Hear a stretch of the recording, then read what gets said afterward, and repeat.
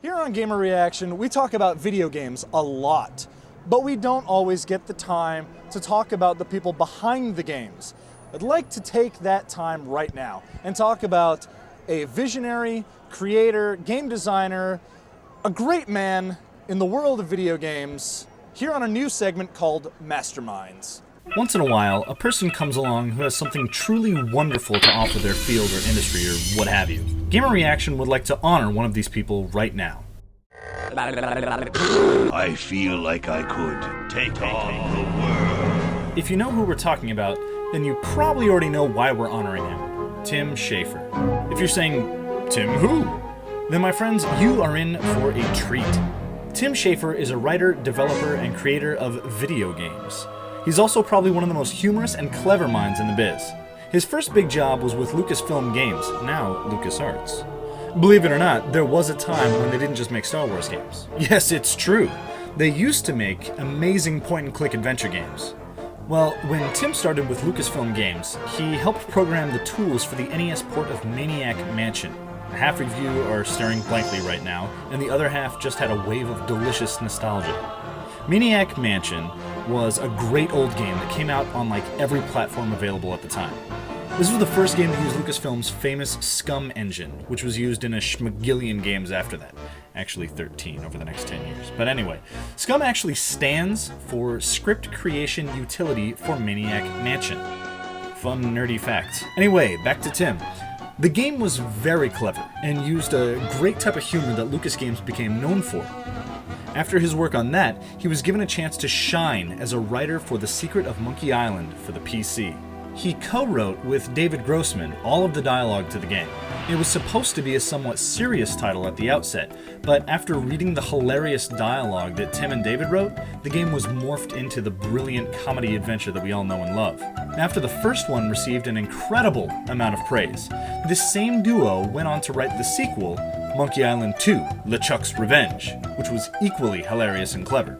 The Monkey Island series follows the adventures of Guybrush Threepwood, swashbuckling pirate extraordinaire who can hold his breath for 10 minutes. After the Monkey Island successes, Tim was given his first chance to lead a project. He and David created the sequel to Maniac Mansion, Day of the Tentacle. Tentacles, people! You travel through time and alter events of the past to solve some of the puzzles, and of course, zaniness ensues. Tentacles with lasers! Pew, pew, pew, pew! Okay, so after that, Tim spearheaded his first solo project for LucasArts, Full Throttle. While he and David both wrote the script, it was Tim's baby. And oh, what a glorious baby it was. You play as hardened biker gang leader Ben, and ride up and down the game engaging other gangs, evading the fuzz, and trying to solve a murder you've been framed for. Don't be fooled though, this game is hilarious. In 1998, Tim released his final game for LucasArts. Universally lauded as one of the best PC video games of the past 20 years, Grim Fandango was an absolute masterpiece. You take control of Manny Calavera, a travel agent in an Aztec-inspired film noir version of the Land of the Dead. Mystery and crime abound in this excellent adventure that amazed both gamers and critics worldwide. After Grim Fandango, Tim left LucasArts and founded his own team in 2000, Double Fine Productions. It took about 5 years, but their first release was yet another top-notch game. Psychonauts has a quirky, oddball humor that by this point, people had come to know, love, and expect from Tim. Now, lots of the game is spent inside people's minds, which lends itself to infinite creativity and possibilities. Tim Schafer and Double Fine took full advantage of that and created bizarre levels, puzzles, and challenges, many of which are based around specific psychoses. So are you the keeper of the sacred beer tree?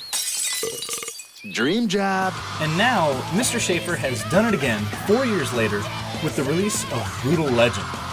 This game rocks, plain and simple.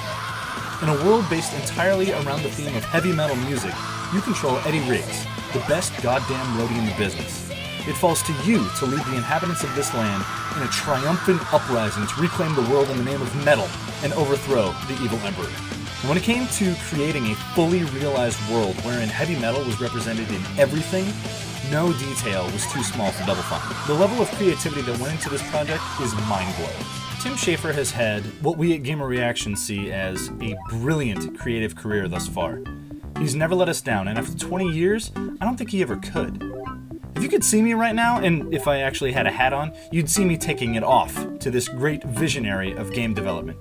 Tim Schafer, you, sir, are a mastermind, and worthy of the highest praises. Hey, you keep making them, we'll keep playing them.